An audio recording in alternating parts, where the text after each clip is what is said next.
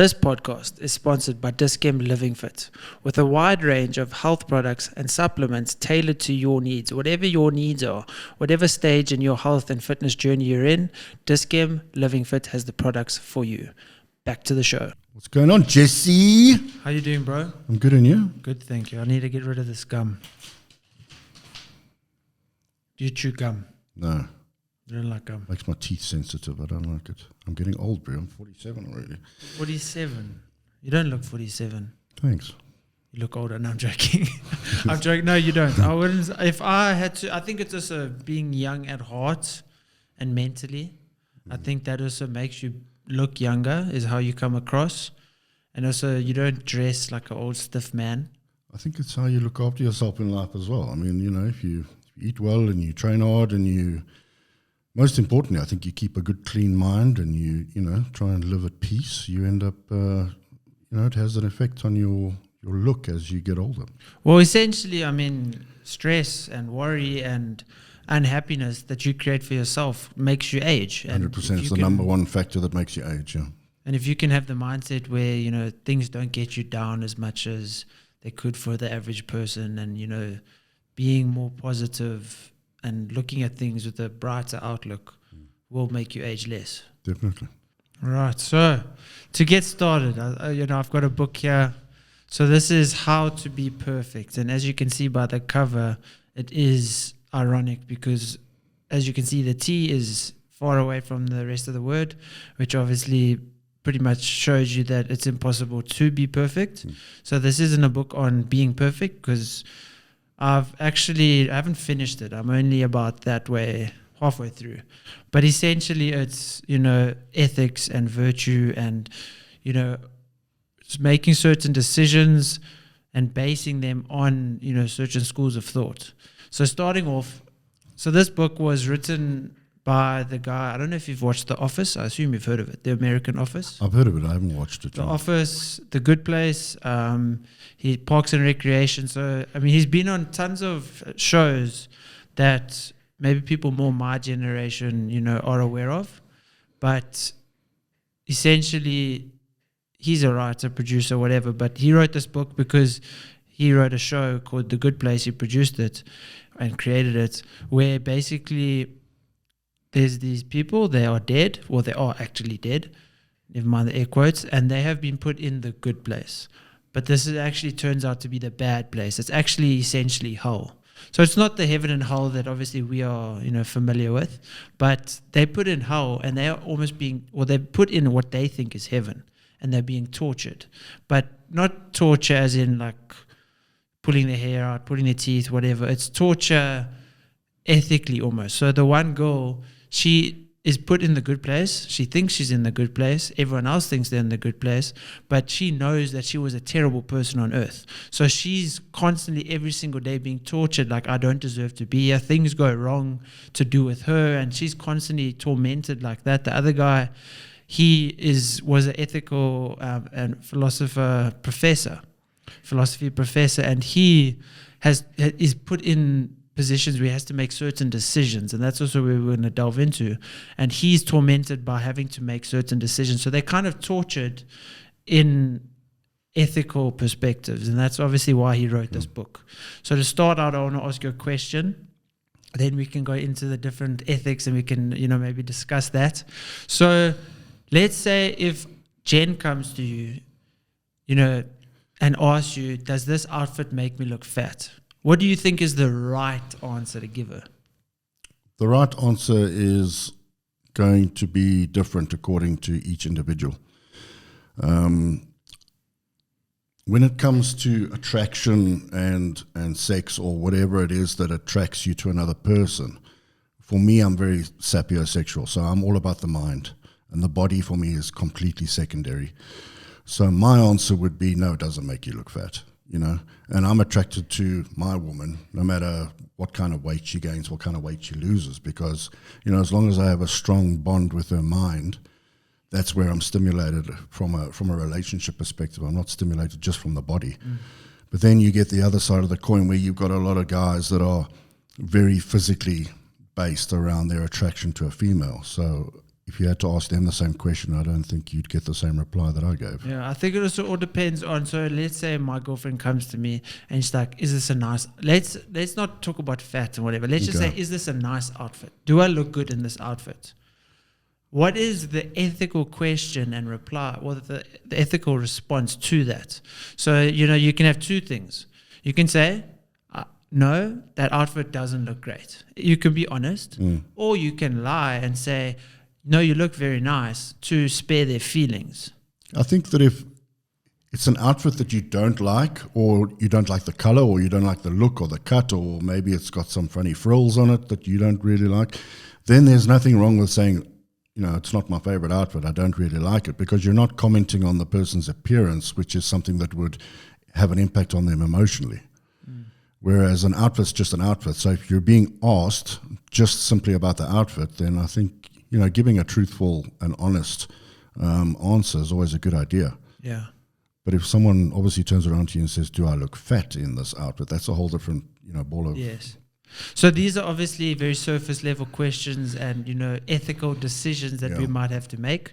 Yeah. So I know personally I would say the answer that they almost want to hear to avoid upsetting them or just avoid any sort of conflict. I think it depends on the dynamic of the relationship as well, though. I mean, Jen is...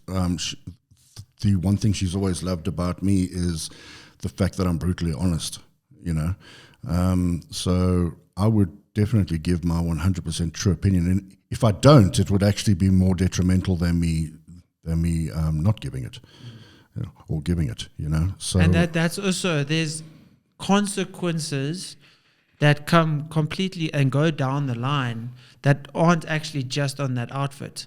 So, you saying, "No, that I don't think that's a great outfit," but she doesn't have time to change. Now she has to go to a meeting, and then she's maybe less confident in the meeting. Then the meeting goes poorly. So there's lots of, consequences, unintended consequences that can happen. So let's go into a more difficult dilemma, right? So I don't know if you've ever heard of like the pulley system or the pulley dilemma. So, okay, you're on a train track. You're in the front. You're the driver. You're on single tracks. You're driving on this train track. You see 5 people lying on the train track. You've got a decision to make. You can pull the lever and go to the right, or you can obviously just leave the lever and go straight and go over and kill those 5 people. But then you look to the right, on the other track, there's one person. I've seen this. What decision do you make? Do you do nothing, kill 5 people, but you did nothing? Or do you make an active decision and do something, pull the lever, go to the right, and kill one person? I think the answer is pretty easy. You've got now 6 people that are lying on a train track, 1 to the right, 5 to the left, and you've got to make a decision. Where the dynamic comes in is 5 strangers, 1 wife.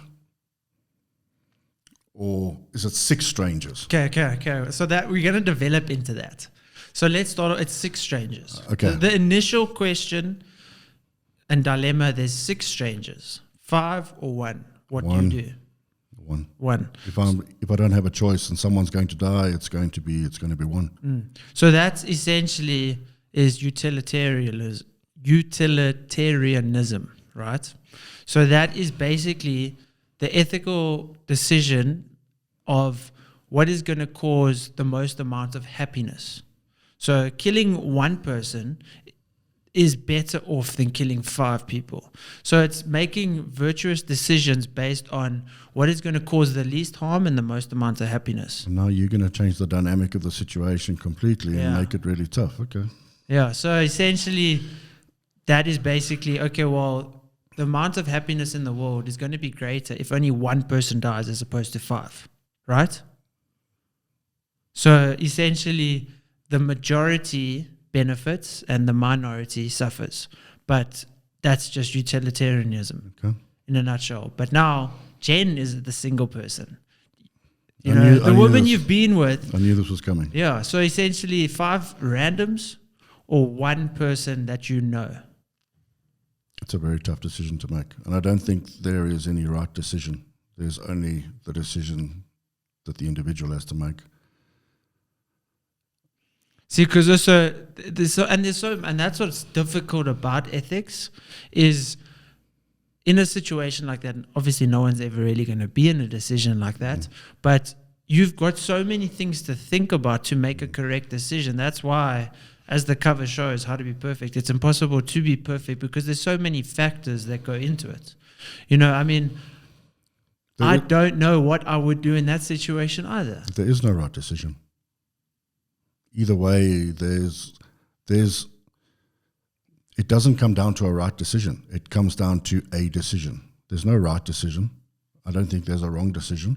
Someone's going to die. And a lot of people out there will probably think, okay, well, you need to minimize the death count, so you take out the one person. But like you say, what if that one person on that train track is your wife, your love, you know, your number one person in this world? My answer is straightforward. I'd take out the 5. So I wouldn't be able to live with myself. Yeah. If I took out Jen to sacrifice 5 individuals that I obviously have no kind of relationship or emotional bond with.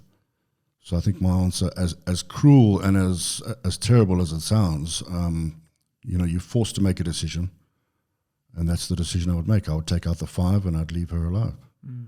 Okay, now to make it more difficult, going into a situation where it's still 6 complete strangers, right? You're a doctor in a hospital now. You're a doctor, there's 5 people, all sick. One needs a heart, one needs a liver, one needs a kidney, whatever. You've got one healthy body. You need to take out each of those individual organs and put it into those respective 5 people. So the one person needs that person's heart, the one person needs that person's liver, kidney, whatever. So you're going to kill one person against their will. Save 5. Against their will. No, so that person's just in bed, maybe against their will, but let's say they're unconscious and they have no control of the situation the same way that person lying on the trolley tracks doesn't have a decision. Yeah. Now I think it's more difficult to kill one person to save 5, because now you have to take out their organs to, you know, save those 5. Whereas on the trolley, it's different because guaranteed that, you know, 5 people are going to die or one person is going to die. Whereas if those 5 people are guaranteed to die if you do nothing and don't kill that person. So it's slightly more difficult now to make that decision. Because if you decide, no, I'm not going to kill the healthy person to save the 5, that healthy person still lives. Whereas on the trolley, someone's going to die. I think it's situational, like you say. If someone's lying in bed and maybe there's no more help that can be rendered to them. Let's say they've signed off, you know, the rights to have their organs redistributed, you know, for the better of mankind, then it's a pretty simple decision. But if you've got someone who's kicking and screaming for their life, but you need their organs to save another 5 people, it's completely different. I think in the real world, all 5 people would probably die. I mean, all 6 people would probably die because of ethics, you know, medical ethics, practice ethics through the surgeons, etc. I think that all 6 people would actually die. It's very rare that I don't think you'll find a doctor that's going to just go ahead and kill someone because they need to save the other 5 people without their consent, you know? And that brings us into deontology, right? Deontology is basically, there are rules in society that you have to obey. So you can base your decisions on a maxim. A maxim is any rule that you know everyone in society should follow. So if we go back to the trolley situation, essentially a deontologist, someone that, you know, has those ways of thinking, would do nothing. Because if you do nothing, you're not, because let's just say you randomly popped up and you now obviously are the driver or the person watching and observing, and you can make the decision. A deontologist will say murder is not something that as a society we approve of, so I can't make a decision to save 1 or to kill 5. I have to do nothing. The same way a doctor, you know, has things in place where it's like, I won't kill a healthy person to save unhealthy people.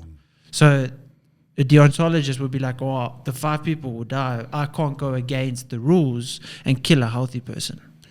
Okay, but now you're on the tracks, and the track goes left and the track goes right. If you decide to do nothing, which way does the train go by default? Kills the 5.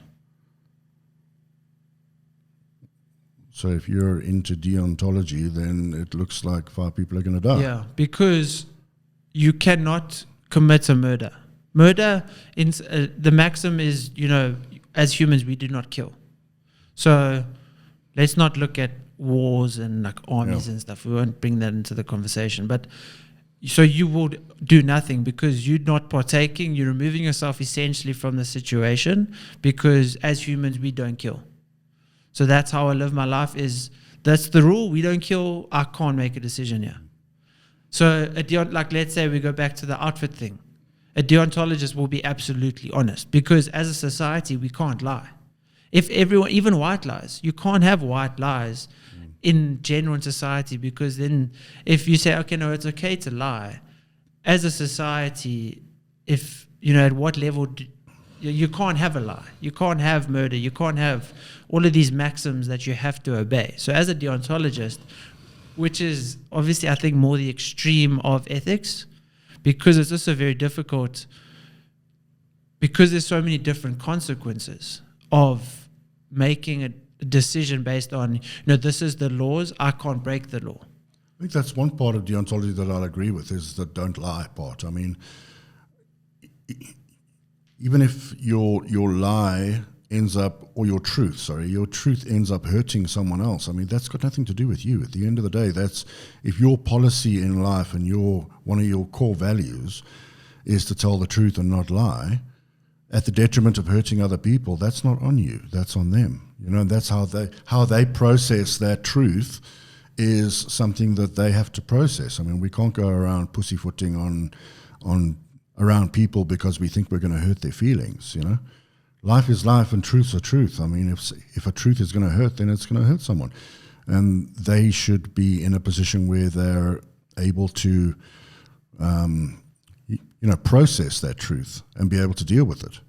It's not up to us to safeguard their emotions and their feelings if you're going to tell the truth. See, the premise of deontology is good because I need to make ethical decisions based on would the rest of the world follow these principles? So, should I kill this person? Shouldn't I kill, or should I not kill the person? Should I or shouldn't I? Well, as a society, no, we shouldn't kill. So then obviously that's where the maxim lies.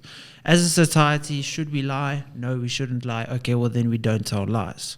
So the premise of it is sound. It's a good way of thinking. But then you get to a point where, like on the trolley system, where it's like, well, now 5 people are going to die because your maxim is you can't murder as humans. So I think it's very situational, obviously.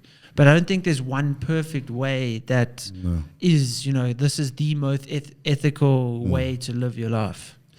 The thing about ethics, look, I mean, if you put 50 people in a room and you ask their opinion of that specific example that you've just mentioned, you're going to get 50 different replies. I mean, you might get some that are similar, but they're all going to be different in some way. Now, where do ethics come from? Okay, how do people install ethics in themselves? Basically, as human beings, when we are basically biological supercomputers. Okay, and I like to use the term computer because it gives people a great analogy of what they actually are mentally or from a mindset point of view. Now, if you imagine you go to a MacBook store and you buy yourself a brand new Mac, okay, it comes out, the hard drive has got a lot of information on it that allows the operating system to run, okay, but you need to basically program that computer with certain programs in order for it to function at the state where you can function it. Like you'll need video editing software, you'll need some sound software, and you need all the things that make you function. So when you buy a computer from the store, it's basically a clean slate. And it's exactly the same thing when you're a baby. Now, where do your ethics and your beliefs and your principles and everything come from? They come from your parents in your first few years of, being brought into the world and and realizing what life is about. And you are reliant on your parents to give you those programs to teach you what is good, what is bad. And as you get older, you know, obviously it's up to you, and it's your responsibility to be able to consciously look at those beliefs and those principles that have been downloaded into your brain through your parents or your guardians, and actually take a critical look at them and say, well, according to my life path, I'm not 100% sure that is actually correct, and then you change it, you know. So your beliefs, as you get a bit older, and your principles and your ethics do change, and they change according to how you see the world, because if you're applying ethics and beliefs and certain things out into the world, but you're not really getting the response you require, because maybe the broader population believes in looking at it from a different point of view, you get to shift your perspective. And therefore, you're able to change certain things. Maybe you change some principles. Maybe you change what you view as good and bad, etc. So it's in the beginning of stages of our lives, we're very hard programmed into what is good and what is bad and what's ethically correct, etc. But it's not always the truth, or it's not always correct. Yeah, I think ethics also, what people think is ethical might actually not be ethical. Correct. You know, you were raised a certain way, but that doesn't mean because your parents and their parents before them did it, that it is actually ethical. Just because for the last 60 years something has been done a certain way doesn't make it right. I mean, we can obviously look at slavery, you know, apartheid, all of those type of things as clear examples of, I think maybe in apartheid they probably knew it wasn't ethical, but they still just did it anyway. But essentially, you know, the way you've been brought up, the way you've been taught to do things and have a view of, is that right, is that wrong, is largely cultivated through your environment. And then as you get older, as you said, you know, you do cultivate your own. Look at the amount of technology we have today, and how easy it is to have a really broad perspective of the world at the moment. We've got social media, we've got whatever we've got going technology-wise. It's a lot more complicated and a lot more broad now than it was when our parents were kids. I mean, my parents grew up in a tiny little English house. You know, there was no internet, obviously, and they also didn't have a very worldly view of things on a big perspective. So my parents relied on the teaching of their parents and the communities, and those communities were also very small. So you're looking at a very small dynamic of mindset, which then gets instilled into my parents as kids. And then when you decide to get born, okay, and your parents haven't increased their view of the world much either, what happens is you're basically just taking what they've been taught as being good and bad, or being a good child, and it gets instilled into you from a small perspective. Nowadays, I mean, with the internet like it is, and our ability to see the world for what it is, size-wise, you know, you have to, at some stage in your life, get to a point where you need to question everything you've been taught. I'm not saying mom and dad were bad. You know, I'm just saying that they had a very limited scope of beliefs. They had a very limited scope of principles. Most of them are really solid foundational principles which have been instilled into us as kids. If you're lucky enough to have good parents that instilled really good morals and ethics and that into you, but it's still limited. So with the knowledge and the access that we have to people these days, like Jordan Peterson, Gary Vee, no matter who it is, someone that's really out there on the world stage and has a massive following and a massive influence, it's super imperative that we take all their teachings into consideration. I'm not saying you have to believe everything they say. I'm just saying they are trying to take your mind, which is probably only this big, and they're trying to stretch it. And if you don't allow them to do that, then how do you ever expect to grow as a person and become a greater influence on the world if you haven't stretched your mind? And I think it's never been more important now than, you know, to be able to take in information, digest what you want, throw away what you don't want. But it's very important that we're obviously learning all the time. And I've recently just started watching videos on like the universe and the expanse of the universe, and, you know, how long it takes for stars to burn out and all of these fascinating things that I've never really been interested in.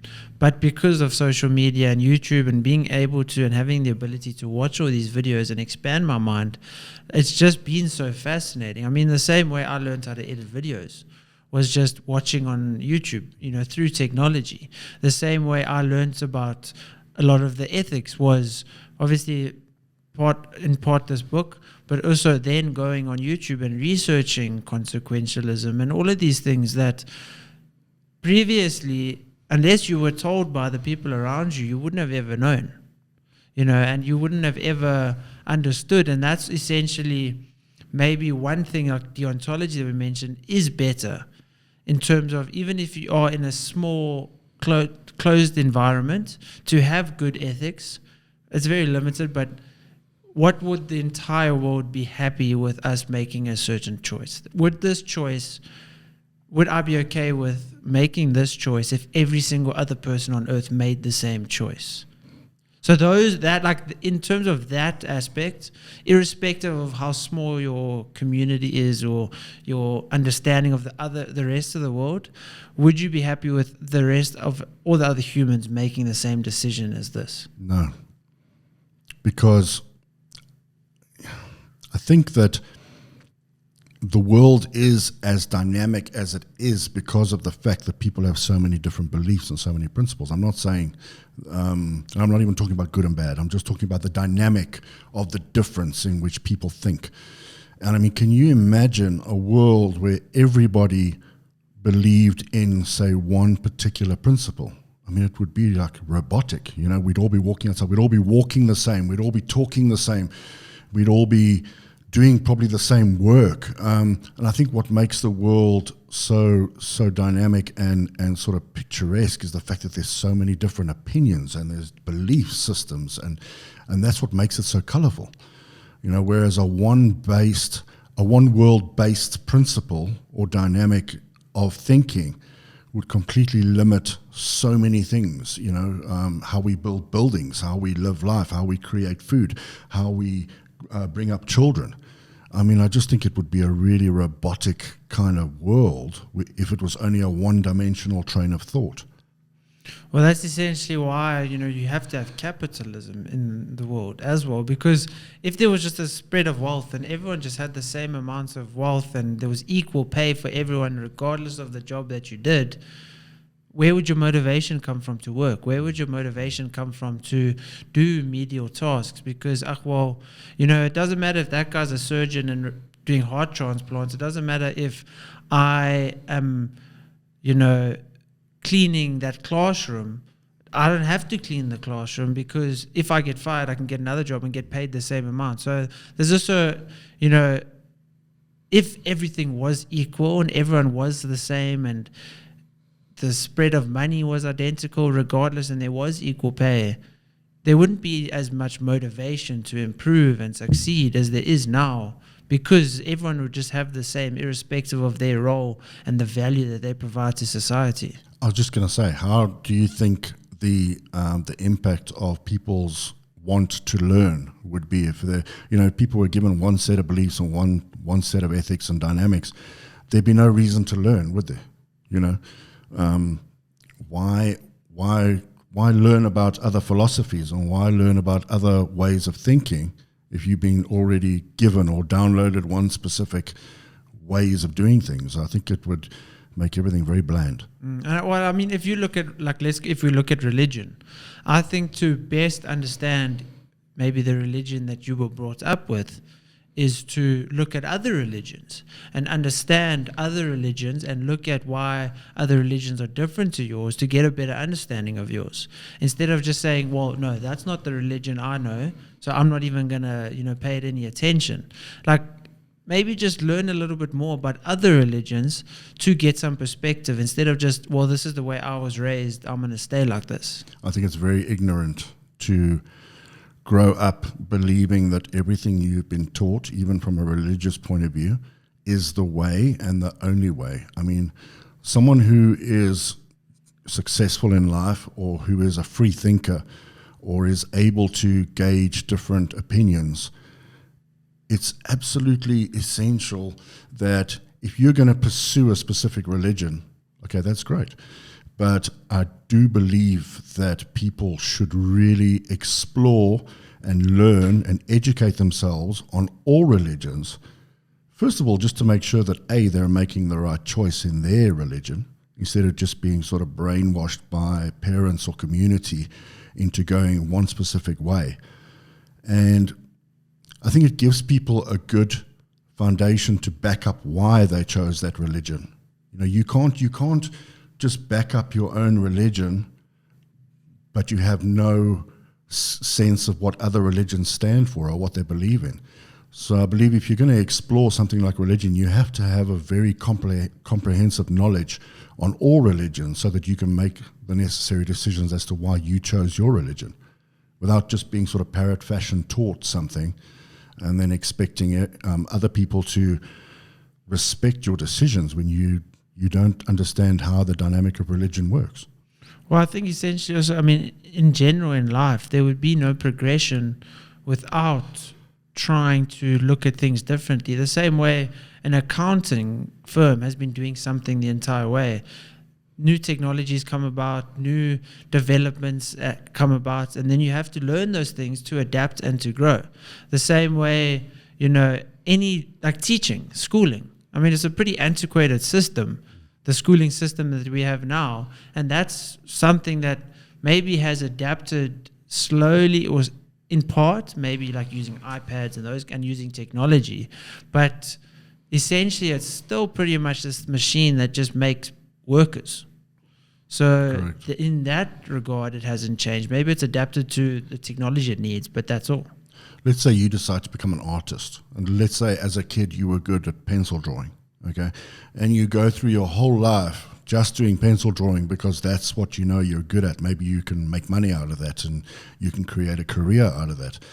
What if you get to the age of 70 and you look back and you start regretting maybe not looking into the different mediums that are available in art? You know, maybe you could have been brilliant at acrylic painting or water-based painting.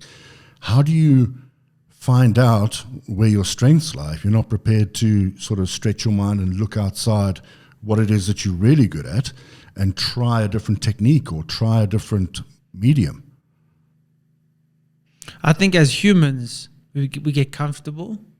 And, you know, I've seen it maybe more previous generations. I think now with the access to so many different stimuluses as humans now, maybe we get bored easier. But, you know, I've looked at friends' parents, I've looked at, you know, people that is just like, well, you know, I've had this job for 20 years, I'm comfortable, I'm happy coming home at 5 every day, watching the same TV shows, having dinner, going to bed, going to work again tomorrow. Like, it's comfortable and that's just how it is.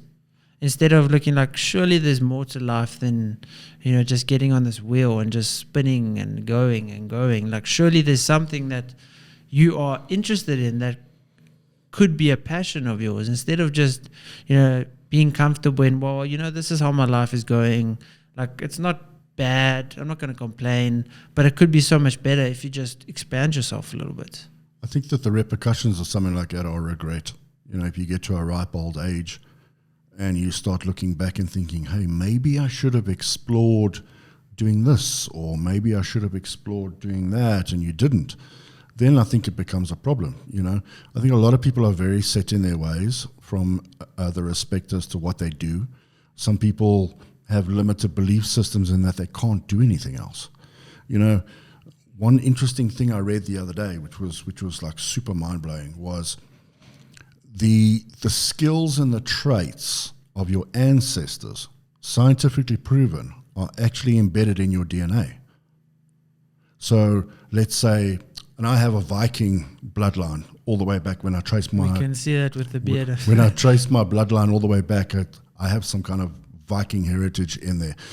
And I mean, who's to say that one of my skills, you know, could not be like wielding an axe or battle or leadership, or let's say somewhere down the line of your family tree that extends into hundreds of years ago, there were some great leaders, you know, who ran political parties or ran countries. These things are all locked inside our genes and our DNA. But the only way in which we access those skills and those traits are to take ourselves out of our comfort zones and put ourselves into fresh environments and be placed under stress and have to be placed in situations where we have to survive. You know, your family line might have a great survival instinct, which if you suddenly have a plane crash in the middle of a forest and there's no one around for months, or no one actually realizes that the plane goes down, who knows? Maybe you'll stand up and you'll be the A-game hunter, and you'll know how to find things in the forest that no one else can find. You know, once you're taken out of your comfort zone and put into a very unfriendly, uncomfortable environment, only then do we start to realize the skills and traits that we actually have. And I think people are just, obviously, a lot of people aren't able to put themselves in those uncomfortable positions a lot of the time. Obviously, you know, the plane crash, different story, but, you know, quitting your job and doing something else and putting yourself under more stress. Like some people, obviously, you aren't able to do that because you've got a family to look after and all of those things. But, you know, that's the only way to grow, is to do something different. You don't have to quit your day job, but you do need to make sacrifices to be better and to do more. I mean, we make hard choices to have an easier life. You know, the harder your choices, the more discipline, the more sacrifice, the more you are willing to give up, the more you actually get. And, you know, there's been instances where I'll get something and I'll be very fortunate to have got it. Like, I won't deny that, you know, it was a lucky break or something, but where I will get something and a friend of mine would be like, must be nice. And it's like, well, there was, you know, 10 years of work before this. There was late nights, early mornings. There was tons of sacrifice. Yes, it's nice to have, but there was tons of not nice things that went into getting the nice thing. You're just seeing the thing and being like, must be nice, but you just aren't willing to go through what isn't nice. I think, going back to your previous point, you know, like someone who is stuck in, say, a dead-end job, they're not quite making the amount of money that they need to make to progress. Maybe they're providing for the family and they've got a good solid foundation to be able to pay bills and that, but they're not really gathering any kind of extra cash at the end of the month so that they can maybe start a new business or whatever. A lot of people in society are sitting comfortably, maybe waiting for a family member or a friend to come along and say, I've got this idea, come and work for me, I'll pay you twice the amount of money you're getting now, and, you know, sort of hand you a better life. And no one's ever going to do that. And that situation you mentioned earlier, where you come up with an idea, you're on the brink of possibly breaking into that idea, but then the thought system that, no, it's too risky because I have a family to provide for or I have expenses to pay for, that is the point of life which will either shoot you up or shoot you down. And a lot of people prefer not to take the chance. I'm a bit of a wild card. I've always taken those chances, no matter what's come at me in life. I mean, I've stood up in corporate jobs, not even knowing what I was going to do the next day, and I've said, I'm out of here. I've had enough. And then I'd go home and my dad would say to me, okay, well, what are you going to do now? And I said, well, I don't know. I'll figure it out. I've always been like it. I've never been adverse to risk. And yes, it was easier to do it at that time because obviously I was still living at home. But I mean, I worked in a massive corporate architectural environment to which I one day literally stood up and said, right, I've had enough. Okay. And I went and I did personal training. I phoned a few friends, I networked, I said, hey, what are you doing? What are you doing? And I decided to stand up and I go. And I made more money personal training than I did in a corporate architectural environment. So yes, it's harder to do when you're older, but when you're faced with opportunity, you really have to look the opportunity square in the eyes, and you've got to have that gut feel to say, this can go all the way. And if I run with this idea, it can literally go all the way. I think that that is a point at which you need to make that decision. And I think not making that decision will cause regret. I would rather regret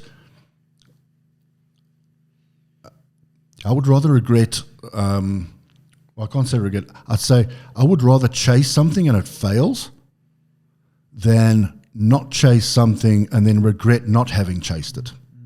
Regret trying something and it maybe fails, then regret in wondering, like, I wonder what would have happened if I had tried. Yeah, otherwise you get to live your life going, I wonder what would have happened if I'd have taken that chance.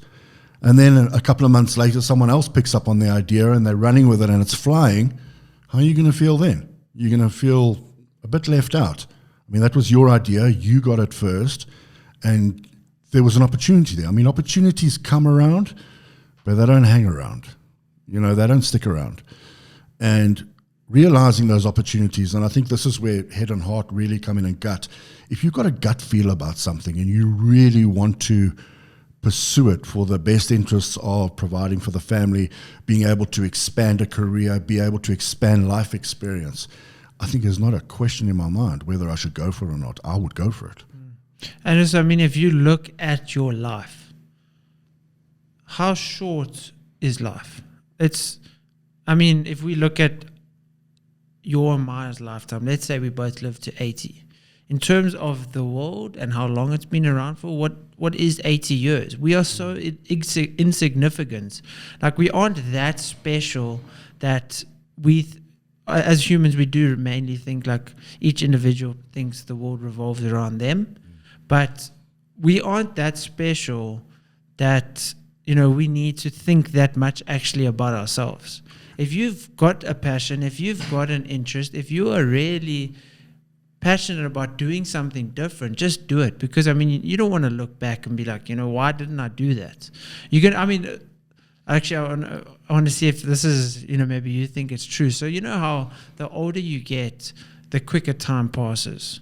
Definitely. So I heard it somewhere. I don't know if it's true, if it's scientific or whatever, but time passes quicker when you're older. So let's say you 40 to 41. That year passed exceptionally quick because 1 year is a 40th of your life. Whereas when you are 10 and you turn 11, that 1 year is only a 10th or 11th, whichever side you look at it, of your life. So the fraction is a lot smaller the younger you are. Whereas the older you are, that 1 year, well, what's 1 year within 41 years or what within 40 years? Whereas 1 year out of an 11-year life is a lot. So maybe I don't know if it's true, but that's why time seems to go so much quicker, because it's such a small fraction of your life, 1 year, the older you get. You know, my early 20s through to 30 seemed to just last forever, you know. It was almost as if 30 was never coming. And then when I turned 30, it was one morning of true reflection. And it was you wake up on your 30th birthday and you realize, shit, I'm not 20 anymore. Now I'm 30. And there's a little bit of self-reflection that goes on. And then suddenly, boom, even faster than between 20 and 30, you arrive at 40. And 40 is also sort of the day you wake up and you have a little bit of sort of reflection, and you really think about, you know, what you've done in life and what you still want to do. And that's the thing, you start, the older you get, the more you start to think about what you still need to achieve. When you're in your 20s, you feel like you're going to live forever. I mean, you've got a youthful body, you've got a youthful mind. You don't get tired. You party all night. You come home and you go back to work the next morning or whatever. You know, when you're 30 and you're 40, it's a whole different thing. And you start to put a lot more emphasis on, okay, well, what do I still need to achieve? And how much longer, you know, do I think I still have from a work-based point of view?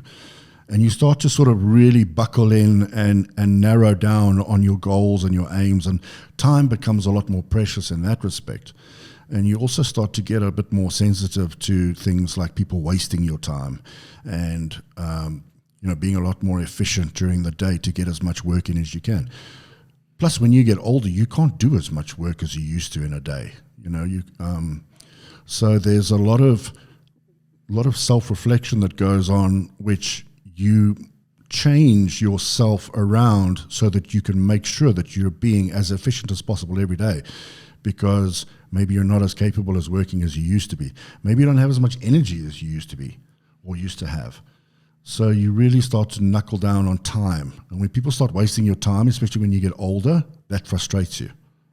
I think, I mean, with journaling every day, so I write the date and then the time that I'm journaling. And sometimes I'll be looking at the date. Like this morning, it's 11th of May. I'll write 11 May. I'll be like, what? It felt like yesterday that I wrote February. How is this possible that time is going so quickly? So it makes you think, I can't be living for the future. I have to live for today. I have to, every single day, I have to be doing what I love, exploring things that bring me happiness and focusing on every single day and every single moment you get. Because if you're constantly living for tomorrow, tomorrow's going to come, then you're going to live for another day, then you're going to look back and be like, I completely wasted my life because I didn't enjoy the process. And I mean, it sounds so cliche, but it's the journey that matters. It's not the destination, because the destination is death. And from the day we are born, we're just dying. We're decaying. So why focus on, yes, I just want to be successful. I just really want to achieve, have this massive house, have all this money. But why? Enjoy the process of getting to that point. Don't just live to be at that point. You've touched on one of the true problems that we have amongst people in society today, and that is there are three places that people live. Live in the past, live in the present, or they live in the future. People that carry a lot of depression and have a lot of trauma live in the past, because they're permanently reliving events and things that have changed them as people from the past. The other thing is when you find someone who's got a lot of anxiety, they're constantly worried about the outcome of the future. So they're living in the future and they're constantly looking ahead, seeing a dire situation or a bleak lifestyle or whatever. The only place to live is in the present. I mean, if you're taking care of things in the present, the future takes care of itself. The past is a memory. And that's the one thing I teach through mindset coaching, is how to deal with, it's almost like a volcano of sorts, the past and the memories in the subconscious train. And it sort of boils up every now and then, and it has an impact on your day. So the past is the past. It's gone. We don't live there anymore. And people that carry all those memories and of hurt and trauma and things into their present moment struggle to be able to create things in the present moment that decide their future. There's only one place we can live, and that's in the present. When I first started working, when I first started like my business and making money and attempting to make money, I would always just be stressed and worried and focused on it needs to be better. I need to have more. I need to achieve more. It's going too slowly. I need to make sure that the end of the month is better than last month. And I was constantly stressed and constantly worried and constantly essentially unhappy. And there just came a time in my life where I was just like, either I can constantly be unhappy because, there's 50-year-olds that have tons of money that are unhappy. So why am I fixating so much on this idea of success as a massive business? That's success. Happiness is success. Success is living the day, that every single day, waking up and doing what you want to do. Obviously, having enough money for your family, and obviously we know society revolves around money, so you do have to have money. But having that successful business doesn't necessarily mean I'm going to have a greater level of happiness than I do today. So why be unhappy because I'm not at that level? Just look at all the blessings I have in my life now. Enjoy what I'm doing to get to that point. I work with a lot of people, Jesse, that have a lot of money. They live in beautiful houses. They've got very successful businesses. So if that was the key to happiness and success, why are they so unhappy? So happiness, although it's fleeting with respect to times and choice, we can't always be happy. Sometimes we have to get a job done, and sometimes we have to do things we don't like doing. And that is basically just satisfying what you need to get done in the present moment. So happiness is something that you choose, but it's also fleeting. There are certain parts of your day, maybe it's being with your kids or being with your pet or spending time with your family, that will make you happy. That's great. But happiness has sort of an intensity level, and it's not always going to be a great intensity level. Sometimes it is. You you pack up the family and you go away on a holiday and you all have such a wonderful time, and that's a great, happy time. But it's not always like that, you know. And money definitely doesn't. It makes life easier, but it definitely doesn't give you sort of a permanent feeling of happiness. You know, there's a lot of other things that, for me, override money, and that's helping people and changing people's lives. That gives me way more satisfaction than having a great bank balance, you know. I think it's really important that we seek out things that really soothe our souls and give us happiness as people in knowing that we've helped other people. That is something that's very soul enriching. And from doing work like that, it doesn't matter if you're a successful businessman or you're a busy entrepreneur or whatever you are. I think that the impact that you can have on other people and being able to see that you've made change in their lives, that's far more rewarding than selling more products or buying another car or whatever. You know, those things are material and they're temporary. But there's absolutely nothing like helping someone overcome suicide, helping someone overcome drug addiction, helping someone release things about themselves that makes them a better person. That for me is true reward in life, helping people. And that constant pursuit of things that you can't control is also what actually brings you the unhappiness. You know, you think pursuing that is going to bring me happiness, that materialistic thing, that business, that person, whatever. Pursuing that with that selfish desire, essentially, like even if it is pursuing a person, it's I want that girl to make me happy. It's selfish, and you can't control the outcome of that. You obviously in part can't control the outcome of helping someone, but the reason for doing it, you know, it's more healthy. It's more, I'm doing it not to make myself feel better the same way I'll feel better in a nice car. It's, you know, I've been helped before. I've had someone who's helped me and they've had an impact on my life. I just want to impart some of that on someone else.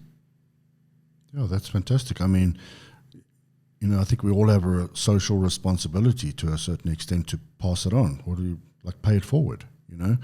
You can't expect, if you're a very selfish individual and you just expect people to help you all the time, then, you know, so be it. I mean, maybe that's how the person's built. Maybe they don't know how to help other people, you know. But I think once you discover how rewarding helping someone else is, even if it's just something small, something emotionally, helping them maybe get a little bit of perspective on a situation that they're maybe experiencing that they don't know how to deal with, it's a very rewarding thing to do. Well, I mean, there's that quote, if you want to be loved, love. If you want to be, you know, accepted by society, if you want to, you know, have other people helping you, help other people. You know, if you sometimes want more money, don't be selfish with your money. Give away some money. Give away money. Share. Don't, like, the most generous people are usually the people that, you know, receive the most. The people that are willing to, you know, I'm not so, you know, this isn't rooted in me. This isn't rooted in my identity. I can give away some of it. And then you actually start seeing that you receive a lot more. I'm a big believer that we are obviously the architects, the artists, the creators of our own lives. And if I choose to want to live my day with kindness, how do I get that out of other people? I mean, I mentioned this in the last podcast we did about kindness.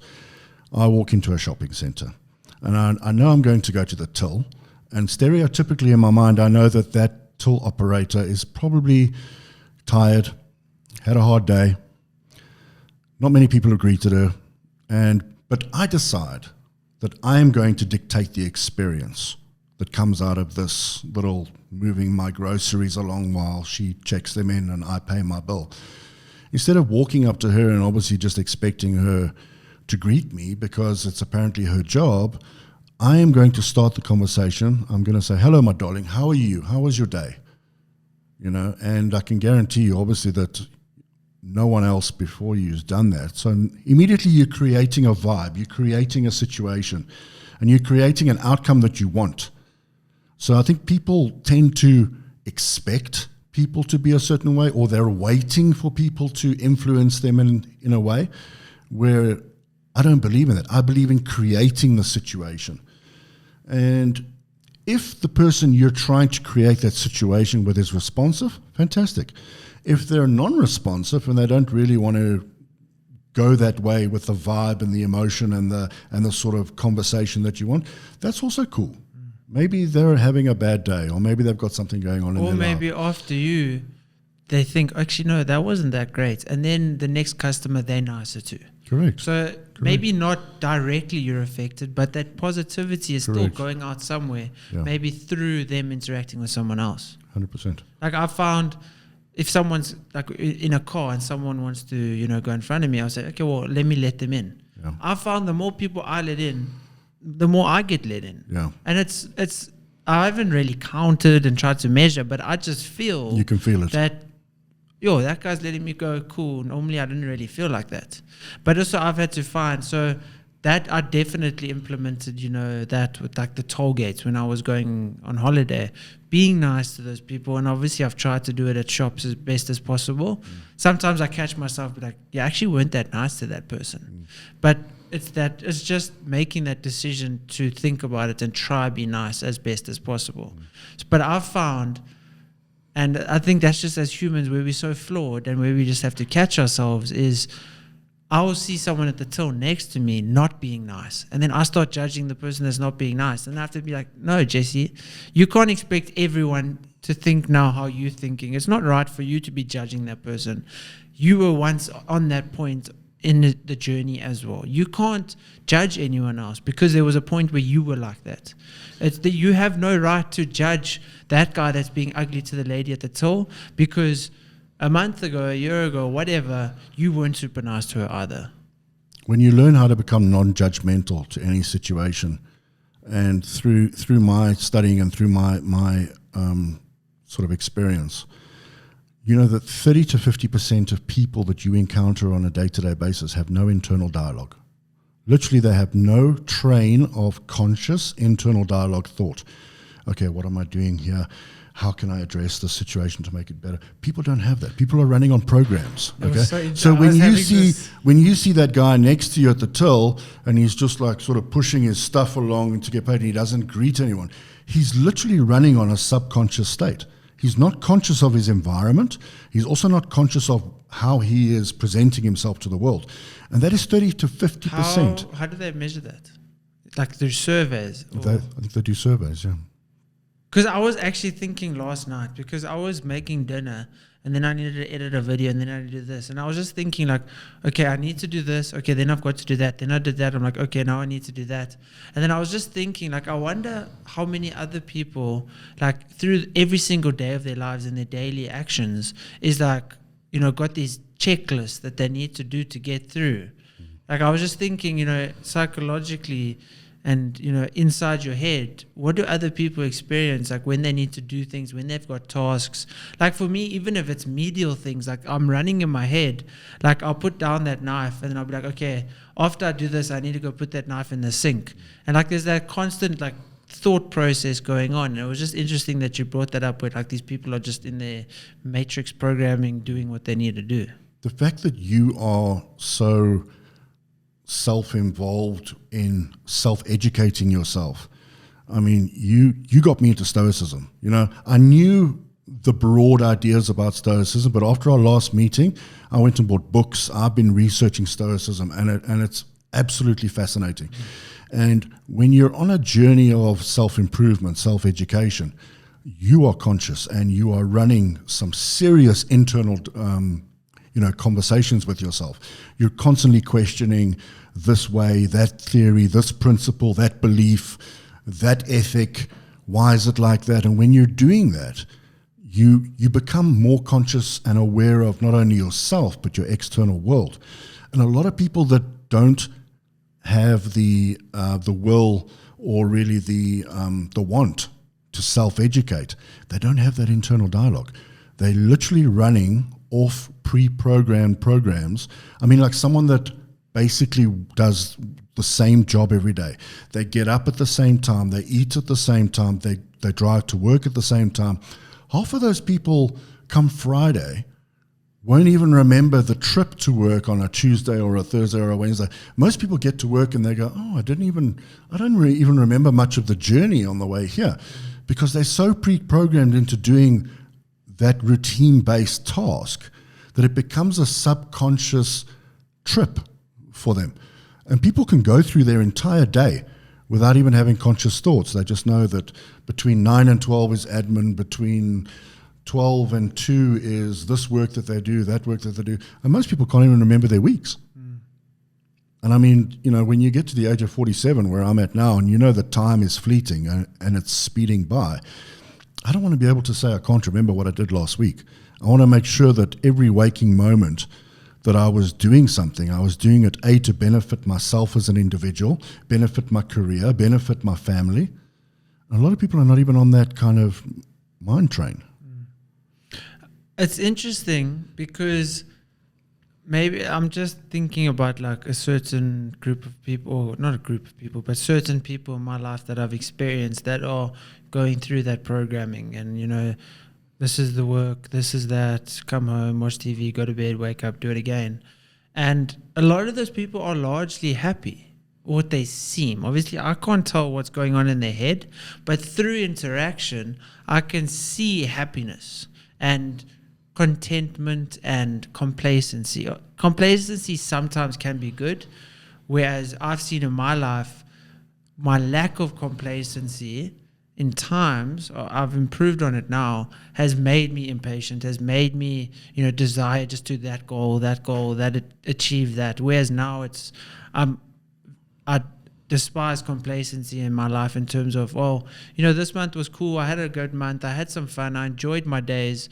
Whereas, you know, what can I do to improve myself more? What can I do to be better at this and that and improve there and grow my mind? So complacency can be bad, but I've witnessed that people that are in complacent lives being relatively happy. And that's just interesting for me, is because if I look at my dad, he's also one of the least complacent people I've ever met in my life. But I can see that he's plagued by that sometimes, where he's constantly, you know, that's not good enough. This needs to be improved. This needs to be fixed. That needs to be, you know, slightly different to be better. And then it brings about some sort of unhappiness sometimes. You know, he's a very happy man, and witnessing how he's developed as he's got older and becoming more happy has been, you know, a very exciting thing to witness through him.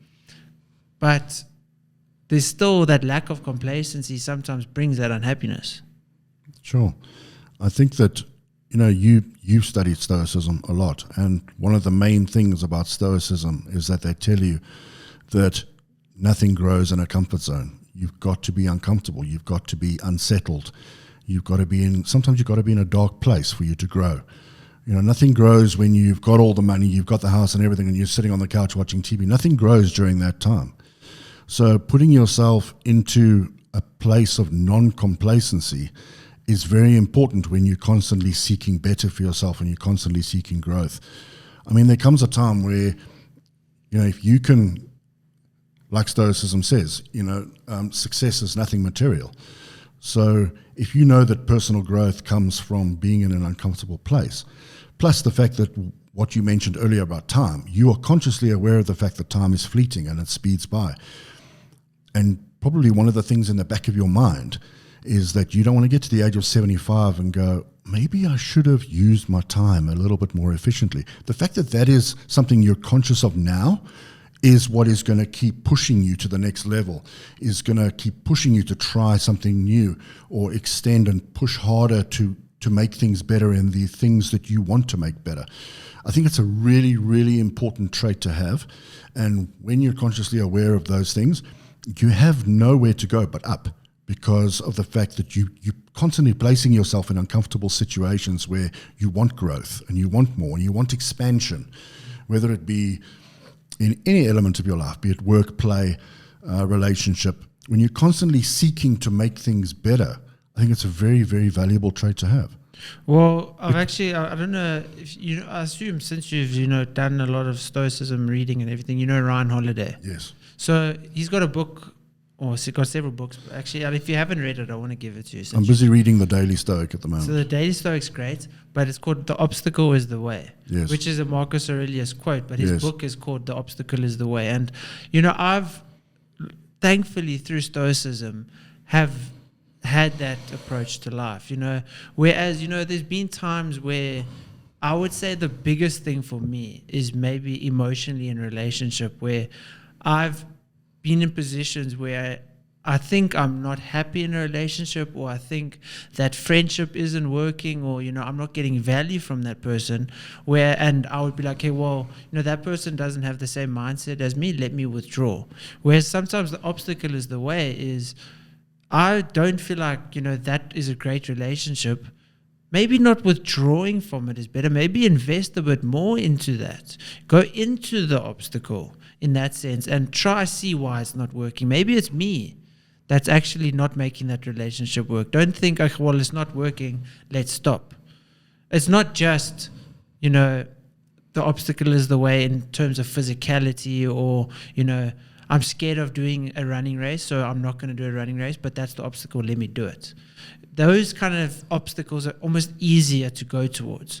Whereas for me, the difficult ones is maybe the more emotional side of it, where, a relationship isn't working, or, let's maybe end this relationship, it's not working, whereas maybe I'm just not trying hard enough. I'm happy to go and be scared of a race and dive into the race, but why now? Because it's an emotional relationship, am I not having the same obstacle as the way approach?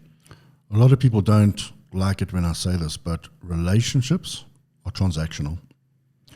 And I don't mean transactional from the point of view where, okay, you give me this every month and I will be your friend. Like a true friendship has absolutely no exchange in product or value or money or whatever it is. It's basically just two interests that collide. It's a collision of values, beliefs, principles that are aligned, and it's a bond. There's no, well, our relationship is only, or our friendship is only based on the fact that, you send me a certain amount of clients every month, or I purchase a certain amount of something for you. Like a true unbreakable friendship is where there's no product exchange, there's no service exchange. It's just basically two people that come together, support one another, show love to one another, and they can rely on each other for opinion and assistance when times get tough. And the minute, even in a situation like that, where the one person is not providing for the other, let's just throw it all the way down to a point of kindness. You and I are best friends. We have a great relationship, okay? And I'm giving you love and kindness, and I'm just being a good friend. There's nothing else that's transactional. It's literally a transactional relationship of love, affection, care, being there for one another. But the other person stops. That relationship will collapse. I mean, at the end of the day, it's a 50-50. And you putting more into it in thinking that maybe it's your side that's lacking. In your gut whether you're giving someone 100% or whether you're not giving someone 100%. If you're giving someone 100% and you're not receiving the same amount of love, kindness, respect, bond back, then the relationship dynamic is going to change. I think I was probably, in most of my relationships, the person that isn't giving the equal exchange and not giving enough and withdraws. Why would you do that, Jesse? I know. But that's essentially my, obstacle, is to be like, give more. Don't not give, because whether you're giving enough or not giving enough. And you also know when you're giving a lot and not receiving in return. We don't give to receive. You must never, ever give to receive. If you give and it's reciprocated, that's fantastic. It's a equilibrium balance. It's a nice balance that keeps a relationship rock steady and allows it to move forward.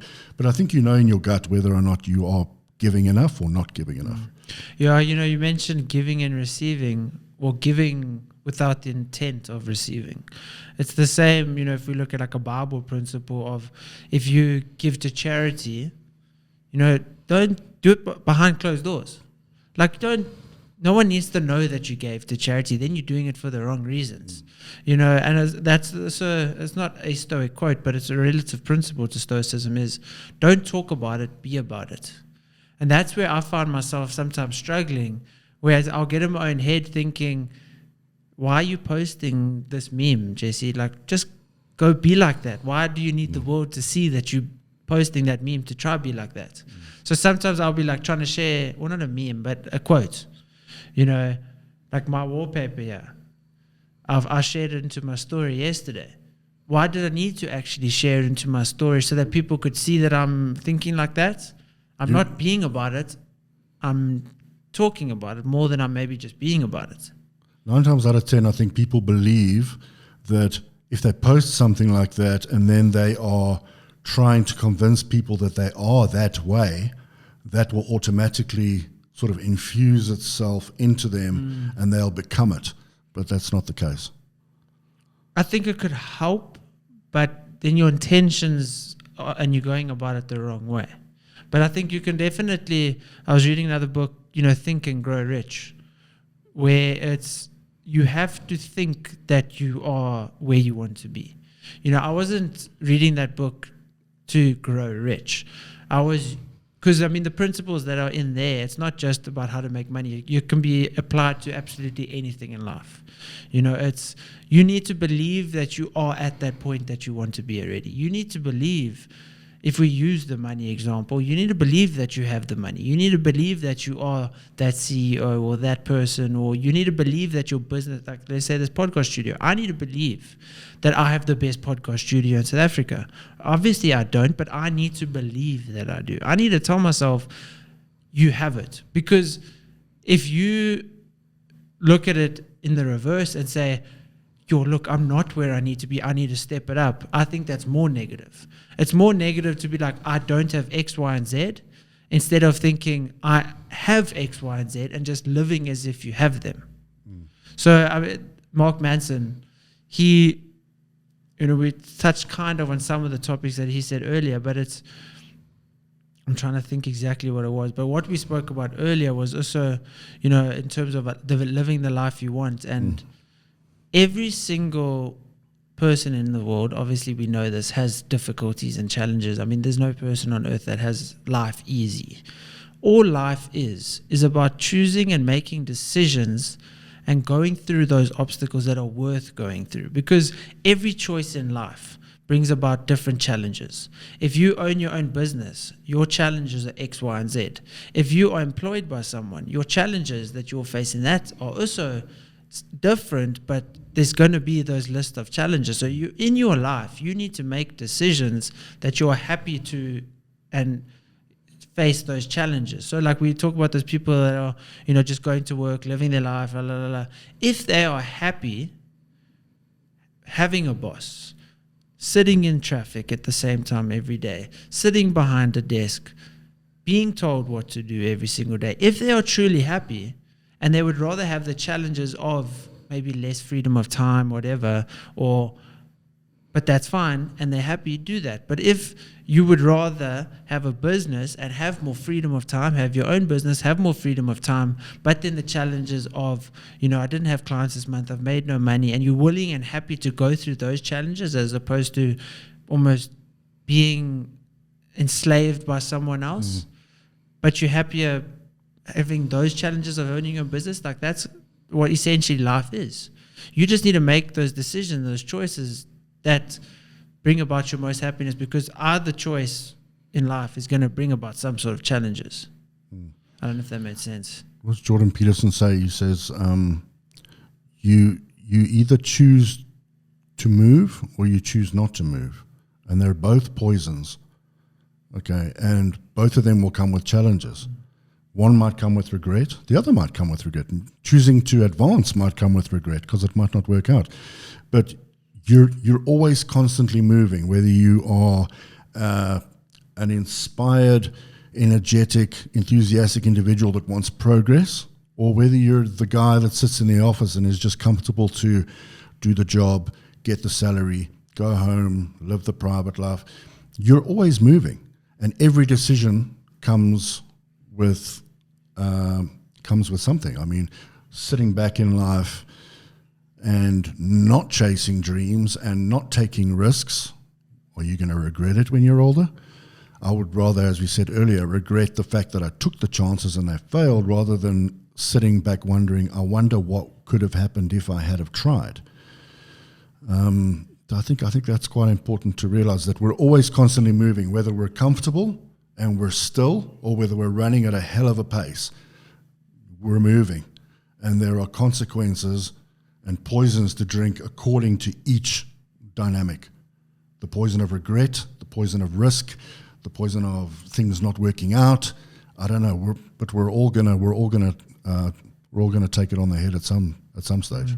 Well, I think we are all essentially having the same human experience, different in ways, but essentially we all essentially have the same human experience of challenges, risks, opportunities, and it's just about living the life that you want to live. There was one, Ryan Holiday had a thing where it was, you should live, what is your ideal day? Ask yourself, what is your ideal day?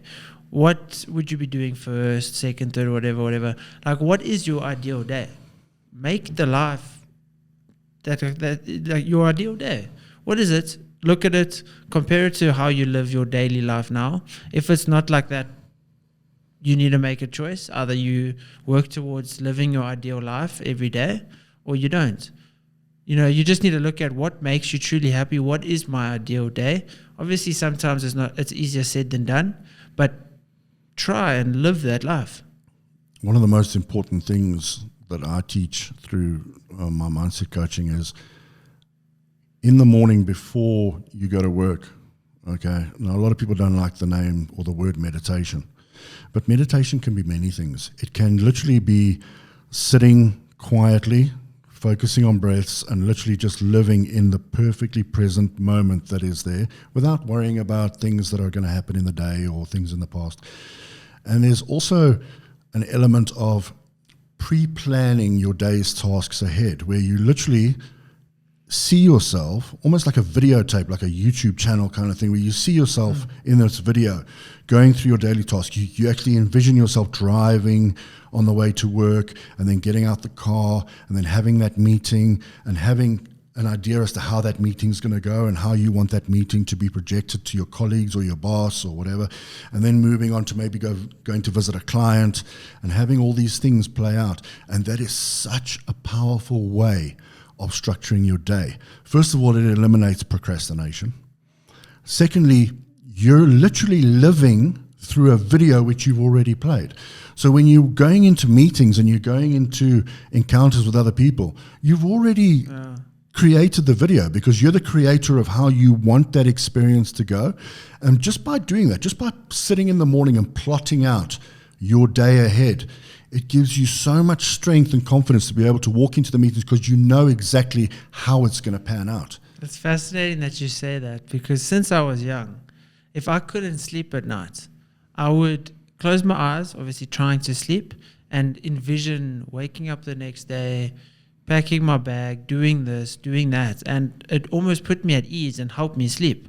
So it's interesting that you say that, because I would literally play out the day, the next day, and live it in advance, and I would somehow then fall asleep while I'm doing that. You're lucky though, because most people that actually stay awake at night in bed and can't sleep and start planning the next day start creating an overactive energy in their mind. I think it was, they don't sleep. That's why I was doing medial tasks though. I was closing my eyes, envisioning, taking my t-shirt out, putting it in my bag, pouring milk in the bowl. So like very medial things. It wasn't like sitting waiting for that meeting to happen, because obviously it was when I was in school or whatever, or was getting dressed for rugby, like all relatively medial tasks.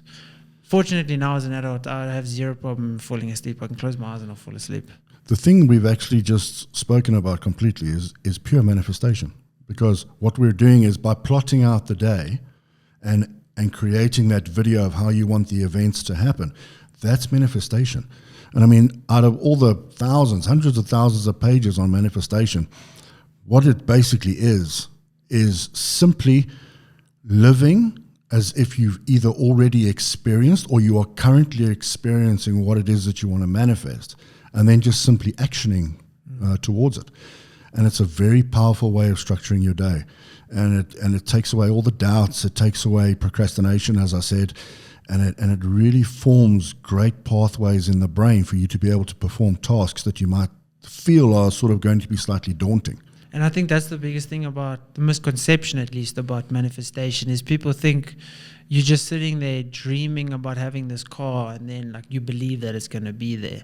It's planting those seeds subconsciously, and that's, Think and Grow Rich. That essentially is a manifestation book. And you are manifesting this life, but you're not doing it in the stereotypical way that has been, looked down on in modern society.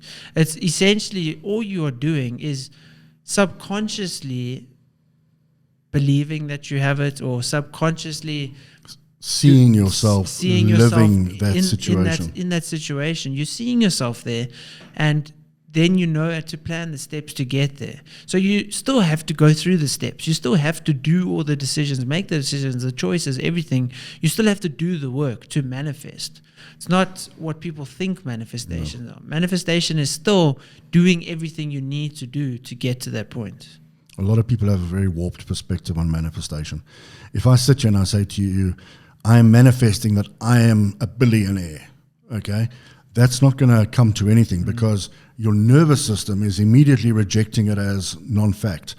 But if I say, realistically, I want to become a millionaire in the next 3 months, and I start slowly putting steps in place as to how I'm going to achieve that. I think that's the biggest thing. And I start plotting it out. It becomes a lot more believable to the nervous system because, A, it's possible, it's doable, and it's not just a matter of manifesting, I am a millionaire or I'm a billionaire, okay, which is completely unfounded and has no grounds for growth or even acceptance into your life or into your nervous system.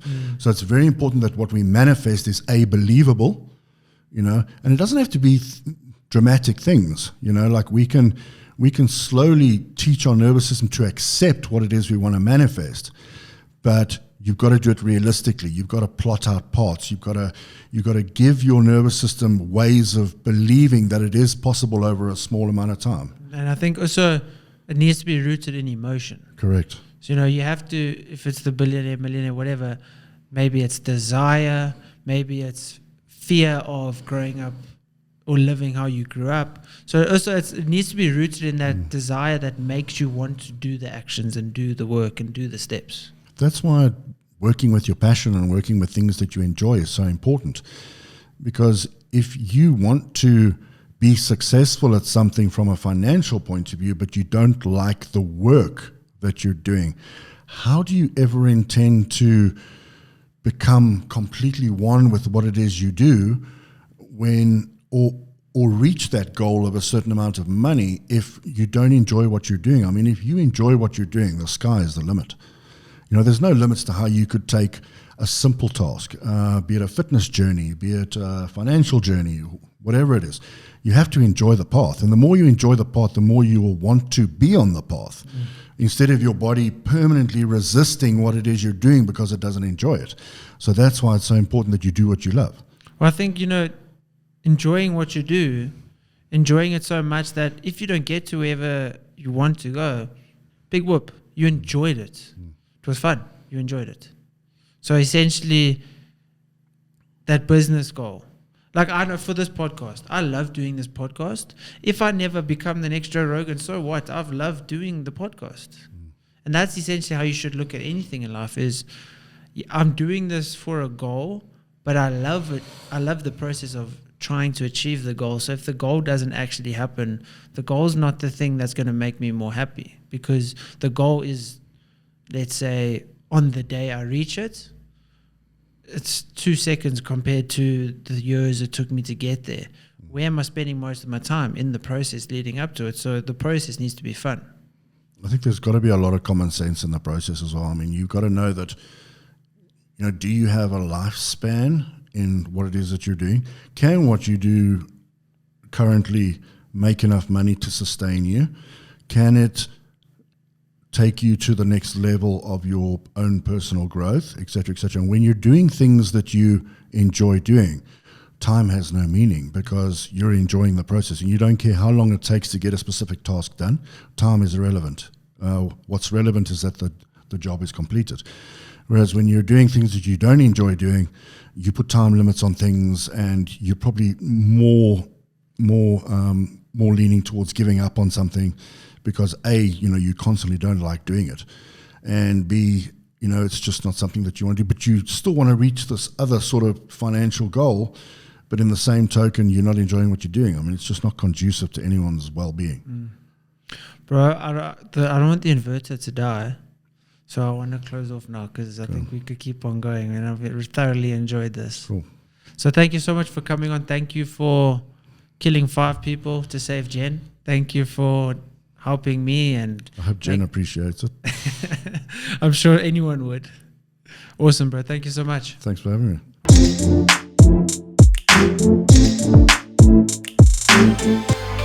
This podcast is sponsored by Dis-Chem Living Fit, with a wide range of health products and supplements tailored to your needs. Whatever your needs are, whatever stage in your health and fitness journey you're in, Dis-Chem Living Fit has the products for you.